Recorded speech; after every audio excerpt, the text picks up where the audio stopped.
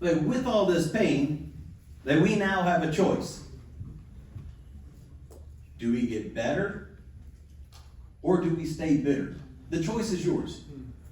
We have the ultimate choice to overcome what's in our minds. And so,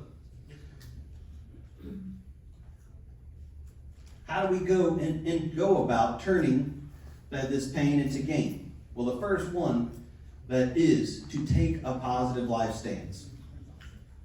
Again, guys, you're not going to be able to avoid this. We don't want anything bad to happen to us. We established that earlier, right? But it's going to happen. Bad stuff is going to happen. That is just inevitable. But the one thing that nobody can take from you is how you're going to react to that situation. That people judge us on how we react. And I get to choose what's going on up here every single day. And the same is for you. Then what are you doing? You heard Blake and Tim talking about, they are always driving with positive audio in the car. Everybody's got to listen to it. I understand, brothers. My kids hate the same thing. They're like, Dad, do we seriously have to listen to this again? We've heard this one before. And it could be anything like that. It could be from that it's always what you're putting in. It could be what you're reading. That it's going to allow you to have that positive stance. They embrace the value of bad experiences. Again, that you're either a winner in this situation or you're a learner. That, as you heard, it was somebody said it earlier. I don't remember who said it. But you're only a failure when you don't learn from what happened.